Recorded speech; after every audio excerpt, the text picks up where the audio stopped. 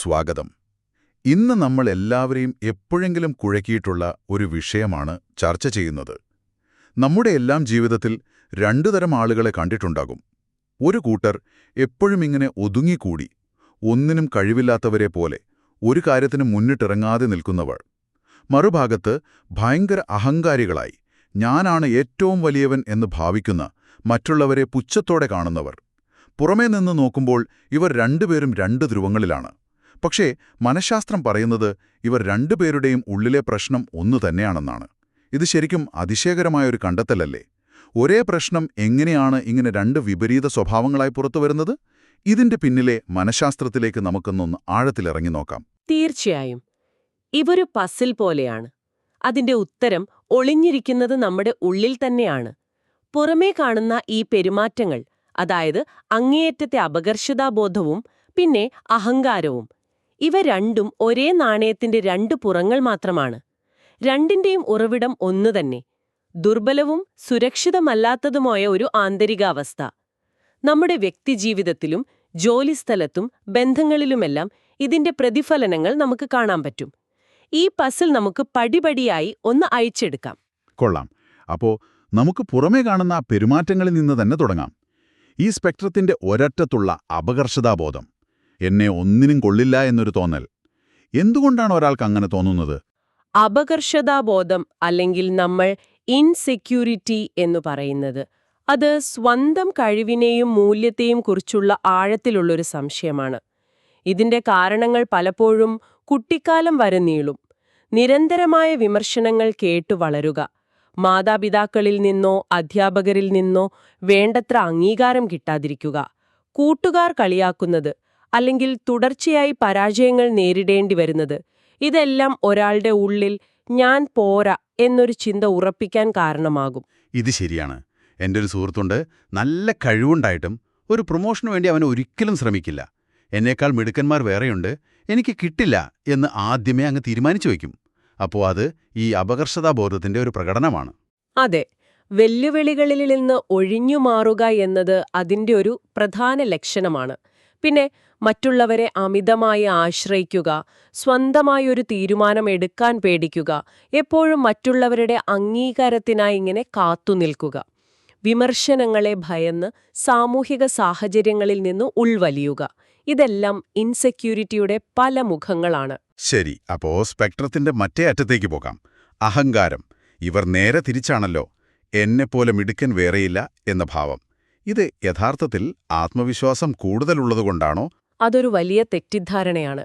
അഹങ്കാരം, അതായത് ആരോഗൻസ്, അത് യഥാർത്ഥ ആത്മവിശ്വാസമല്ല.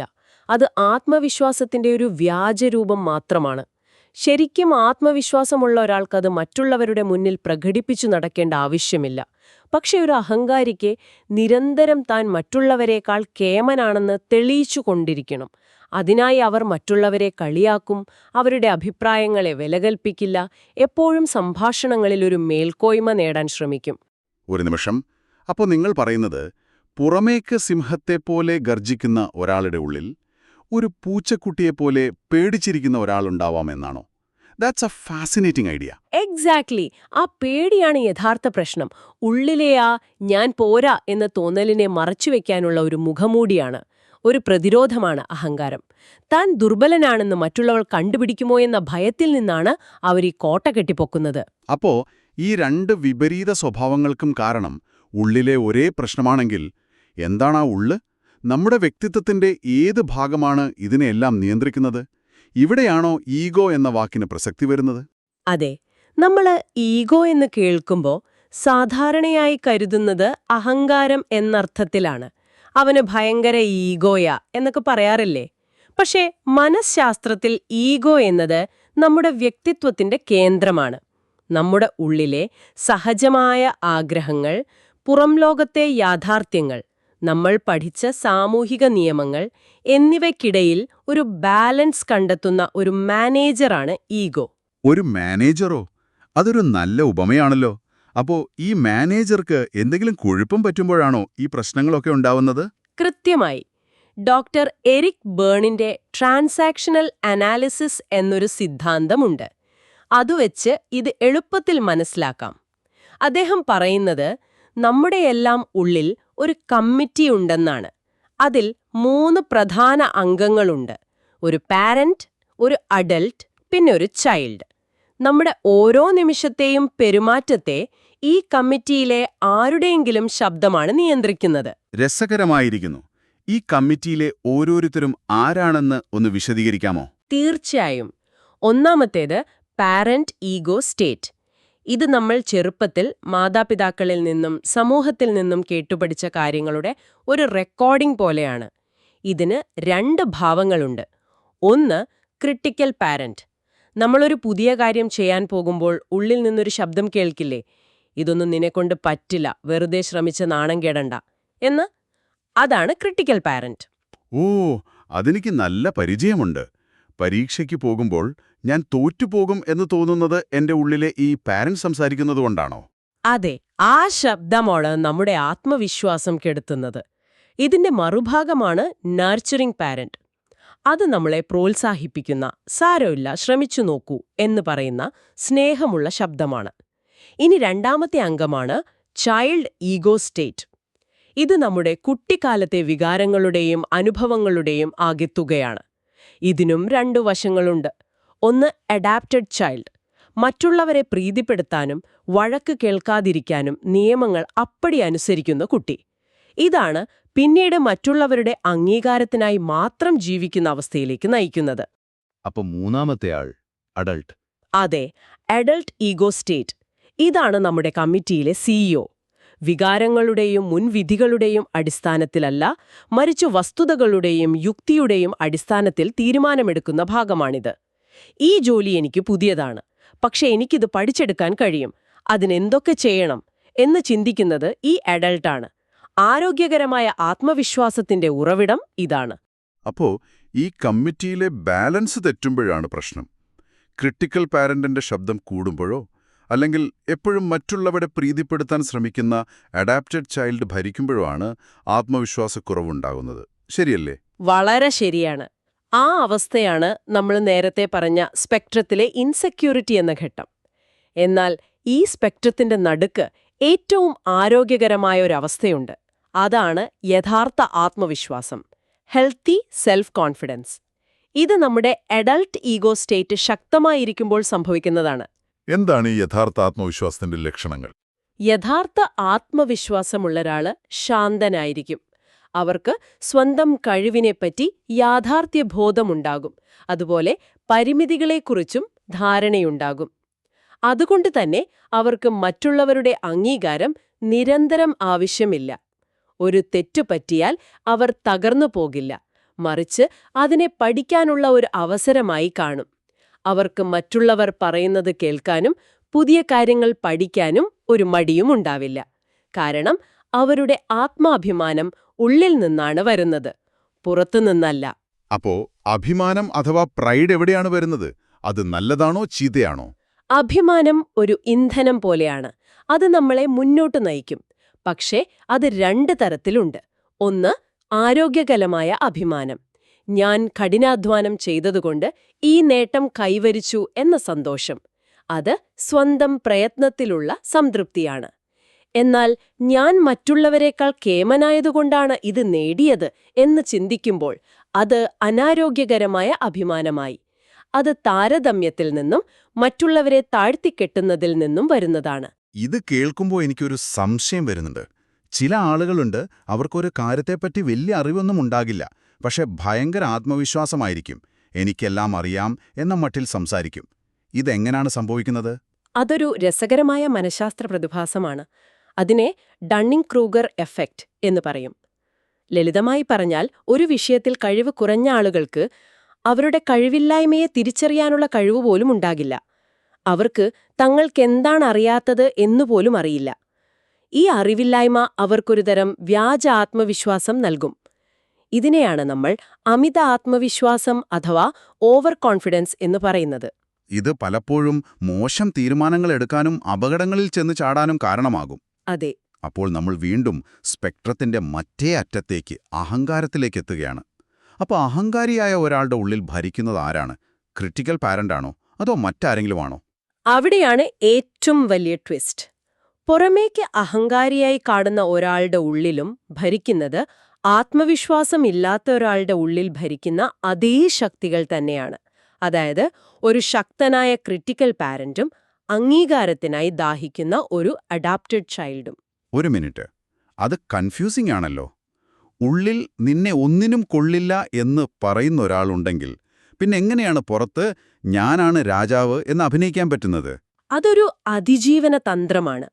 ഉള്ളിലെ ആ നിരന്തരമായ വിമർശനവും വിലയില്ലാത്തവനെന്ന തോന്നലും സഹിക്കാൻ കഴിയാതെ വരുമ്പോൾ അതിനെ പ്രതിരോധിക്കാൻ വ്യക്തിത്വം തന്നെ ഒരു മുഖമൂടി എടുത്തണിയുന്നതാണ് അഹങ്കാരം. ഞാൻ മോശമല്ല, ഞാൻ മറ്റുള്ളവരെക്കാൾ കേമനാണ് എന്ന് സ്വയം വിശ്വസിപ്പിക്കാനും ലോകത്തോട് വിളിച്ചു പറയാനുമുള്ള ഒരു ശ്രമം. അതുകൊണ്ടാണ് അവർക്കെപ്പോഴും മറ്റുള്ളവരുടെ ശ്രദ്ധയും പ്രശംസയും ആവശ്യമുള്ളത്. അപ്പോൾ ഈ പ്രശംസ കിട്ടാതെ വരുമ്പോഴോ? അവർ തകർന്നുപോകും. ഇവിടെയാണ് നാർസിസിസം എന്ന രോഗാവസ്ഥ കടന്നുവരുന്നത്. ഒരു നാർസിസിസ്റ്റിന്റെ ആത്മാഭിമാനം പൂർണ്ണമായും മറ്റുള്ളവരുടെ പ്രശംസയെ ആശ്രയിച്ചാണ് നിലനിൽക്കുന്നത്. ഇതിനെ നാർസിസിസ്റ്റിക് സപ്ലൈ എന്ന് പറയും. ഈ സപ്ലൈ നിലയ്ക്കുമ്പോൾ അവർക്ക് നിലനിൽപ്പില്ലാതാകും. പുറമേക്ക് വലിയ അഹങ്കാരിയായി കാണുമെങ്കിലും അവരുടെ ഉള്ളു പൊള്ളയായിരിക്കും. അപ്പോൾ നമ്മൾ തുടങ്ങിയ ചോദ്യത്തിന് ഉത്തരമായി, പുറമേ കാണുന്നതല്ല യഥാർത്ഥ അവസ്ഥ. അഹങ്കാരിയും അപകർഷതാബോധമുള്ളയാളും ഒരേ അരക്ഷിതാവസ്ഥയുടെ രണ്ട് വ്യത്യസ്ത പ്രകടനങ്ങൾ മാത്രമാണ്. ഒരാൾ ആ അവസ്ഥയെ അംഗീകരിച്ച് ഒതുങ്ങിക്കൂടുന്നു, മറ്റൊരാൾ അതിനെതിരെ ഒരു വ്യാജ വ്യക്തിത്വം കെട്ടിപ്പോക്കി പ്രതിരോധിക്കുന്നു. കൃത്യമായി. നമുക്കിതിനെ ഒരു ആന്തരിക സ്പെക്ട്രമായി കാണാം. ഒരറ്റത്ത് ദുർബലമായ ഈഗോ, അതായത് അസ്ഥിരവും അരക്ഷിതവുമായ ഒരു ആന്തരിക അവസ്ഥ. മറ്റേ അറ്റത്ത് ശക്തമായ ഈഗോ, ശാന്തവും സുരക്ഷിതവുമായ ആന്തരിക അവസ്ഥ. അപകർഷതാബോധവും അഹങ്കാരവും ഈ ദുർബലമായ ഈഗോയുടെ ഫലങ്ങളാണ്. എന്നാൽ ആരോഗ്യകരമായ ആത്മവിശ്വാസം ശക്തമായ ഈഗോയുടെ ലക്ഷണമാണ്. ഇത് വളരെ പ്രധാനപ്പെട്ടൊരു അറിവാണ്. ഇത് കേൾക്കുന്ന പലരും ഇപ്പോൾ ചിന്തിക്കുന്നുണ്ടാകും, എനിക്ക് ഈ ദുർബലമായ അവസ്ഥയിൽ നിന്ന് ശക്തമായ ആരോഗ്യകരമായ ഒരു ആത്മവിശ്വാസത്തിലേക്ക് മാറാൻ കഴിയുമോ? പ്രായപൂർത്തിയായി കഴിഞ്ഞാൽ നമ്മുടെ വ്യക്തിത്വത്തിൽ മാറ്റങ്ങൾ വരുത്താൻ സാധിക്കുമോ? തീർച്ചയായും സാധിക്കും. കുട്ടിക്കാലത്ത് രൂപപ്പെട്ട ശീലങ്ങൾ മാറ്റിയെടുക്കാൻ പരിശ്രമം ആവശ്യമാണ്. പക്ഷേ അത് അസാധ്യമല്ല. നമ്മുടെ ഉള്ളിലെ ആ കമ്മിറ്റിയുടെ നിയന്ത്രണം നമ്മുടെ അഡൽട്ട് ഈഗോ, അതായത് നമ്മുടെ യുക്തിക്ക് തിരികെ നൽകുകയാണ് വേണ്ടത്. അതിന് നമ്മളെ സഹായിക്കുന്ന ചില വഴികൾ എന്തൊക്കെയാണ്? ഈ മനഃശാസ്ത്ര സിദ്ധാന്തങ്ങൾ തന്നെ നമുക്ക് വല്ല വഴിയും കാണിച്ചു തരുന്നുണ്ടോ? ഉണ്ട്. ആൽബർട്ട് ബന്ദൂരയുടെ സെൽഫ് എഫിക്കസി എന്ന ആശയം ഇവിടെ വളരെ പ്രധാനമാണ്. ഒരു കാര്യം ചെയ്യാൻ എനിക്ക് കഴിയും എന്ന വിശ്വാസമാണ് സെൽഫ് എഫിക്കസി. ഈ വിശ്വാസം ഉണ്ടാകുന്നത് വെറുതെ ചിന്തിച്ചിരുന്നാലല്ല, മറിച്ച് ചെറിയ ചെറിയ കാര്യങ്ങൾ വിജയകരമായി ചെയ്തു തീർക്കുമ്പോഴാണ്. ഒരു പേശിയെ ബലപ്പെടുത്തുന്നത് പോലെയാണിത്. ആദ്യം ചെറിയ ഭാരം എടുത്തു തുടങ്ങണം. അതുപോലെ നിങ്ങൾക്ക് പേടിയുള്ള ഒരു കാര്യത്തിന്റെ ഏറ്റവും ചെറിയ ഒരു പടി വിജയകരമായി ചെയ്യുക. ആ വിജയം അടുത്ത പടി ചെയ്യാനുള്ള ആത്മവിശ്വാസം തരും. അപ്പോ അടിസ്ഥാനപരമായ കാര്യങ്ങൾ ശരിയാക്കേണ്ടതും പ്രധാനമല്ലേ? ഒരാൾക്ക് താമസിക്കാൻ ഒരിടമോ ആവശ്യത്തിന് ഭക്ഷണമോ ഇല്ലെങ്കിൽ അവർക്ക് ആത്മാഭിമാനത്തെക്കുറിച്ച് ചിന്തിക്കാൻ പ്രയാസമായിരിക്കും. അതെ, അവിടെയാണ് എബ്രഹാം മാസ്ലോയുടെ ആവശ്യകതകളുടെ ശ്രേണി പ്രസക്തമാകുന്നത്. അടിസ്ഥാനപരമായ ശാരീരികവും സുരക്ഷാപരമായ ആവശ്യങ്ങൾ, പിന്നെ സ്നേഹിക്കാനും സ്നേഹിക്കപ്പെടാനുമുള്ള ആവശ്യം, ഇവയൊക്കെ ഒരു പരിധിവരെ തൃപ്തിപ്പെടുമ്പോഴാണ് ഒരാൾക്ക് ആത്മാഭിമാനത്തെക്കുറിച്ചും ജീവിത വിജയത്തെക്കുറിച്ചും ഗൗരവമായി ചിന്തിക്കാനും പ്രവർത്തിക്കാനും കഴിയുന്നത്. ഒരു കെട്ടിടത്തിന് ശക്തമായ അടിത്തറ വേണ്ടതുപോലെ. അതെ, അതുതന്നെ. അപ്പോൾ ചുരുക്കത്തിൽ സ്വയം മനസ്സിലാക്കുക, ചെറിയ വിജയങ്ങളിലൂടെ ആത്മവിശ്വാസം കെട്ടിപ്പടുക്കുക. വേറെന്തെങ്കിലും പ്രായോഗികമായ കാര്യങ്ങൾ ചെയ്യാൻ സാധിക്കുമോ? സാധിക്കും. ഒന്നാമതായി, നിങ്ങളുടെ ഉള്ളിലെ ആ ക്രിട്ടിക്കൽ പാരന്റിന്റെ ശബ്ദത്തെ തിരിച്ചറിയാൻ പഠിക്കുക. ആ ശബ്ദം കേൾക്കുമ്പോൾ ഇതൊരു പഴയ റെക്കോർഡിംഗ് മാത്രമാണ്, അതല്ല യാഥാർത്ഥ്യം എന്ന് സ്വയം ഓർമ്മിപ്പിക്കുക. നിങ്ങളുടെ അഡൽട്ട് ഉപയോഗിച്ച് അതിനെ ചോദ്യം ചെയ്യുക. രണ്ടാമതായി, വിശ്വസ്തരായ സുഹൃത്തുക്കളോടോ ഒരു മെന്ററോടോ നിങ്ങളുടെ പെരുമാറ്റത്തെക്കുറിച്ച് ഫീഡ്ബാക്ക് ചോദിക്കുക. മൂന്നാമതായി, തെറ്റുകളെ വ്യക്തിപരമായ പരാജയങ്ങളായി കാണാതെ പഠിക്കാനുള്ള അവസരങ്ങളായി കാണാൻ പരിശീലിക്കുക. ഏറ്റവും പ്രധാനമായി, എപ്പോഴും ഒരു തുടക്കക്കാരന്റെ മനസ്സോടെ എനിക്കിനിയും പഠിക്കാനുണ്ട് എന്ന വിനയത്തോടെ കാര്യങ്ങളെ സമീപിക്കുക. ഇത് നിങ്ങളെ ഡണ്ണിങ് ക്രൂഗർ എഫക്റ്റിന്റെ കെണിയിൽ വീഴാതെ സഹായിക്കും. അപ്പോ ഇന്നത്തെ നമ്മുടെ ഈ ആഴത്തിലുള്ള ചർച്ചയുടെ ആകത്തുക ഇതാണ്. യഥാർത്ഥ ആത്മവിശ്വാസം എന്നത് ബഹളം വയ്ക്കുന്ന ഒന്നല്ല. അത് ശാന്തമാണ്, യാഥാർത്ഥ്യബോധമുള്ളതാണ്, ഉള്ളിൽ നിന്ന് വരുന്ന ഒരു സുരക്ഷിതത്വ ബോധമാണ്. അതിന് മറ്റുള്ളവരുടെ കയ്യടിയോ മറ്റുള്ളവരെ താഴ്ത്തിക്കെട്ടുകയോ ചെയ്യേണ്ട ആവശ്യമില്ല. അതെ, അപകർഷതാബോധവും അഹങ്കാരവും ഒരേ നാണയത്തിന്റെ ഇരുവശങ്ങൾ മാത്രമാണ്. രണ്ടിന്റെയും അടിസ്ഥാനം ഉള്ളിലെ ആ അരക്ഷിതാവസ്ഥയാണ്. ഒന്ന് ആ ദുർബലതയെ ലോകത്തോട് വിളിച്ചു പറയുന്നു, മറ്റൊന്ന് അതിനൊരു മുഖമൂടി വെച്ചു മറയ്ക്കാൻ പാടുപെടുന്നു. ഇവ രണ്ടിനുമിടയിലുള്ള യുക്തിയിലും യാഥാർത്ഥ്യബോധത്തിലും ഉറച്ചു നിൽക്കുന്ന സന്തുലിതമായ മാർഗമാണ് ആരോഗ്യകരമായ ആത്മവിശ്വാസം.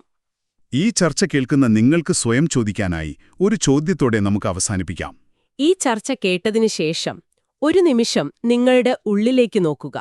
നിങ്ങളുടെ ആത്മവിശ്വാസം എവിടെ നിന്നാണ് വരുന്നത്?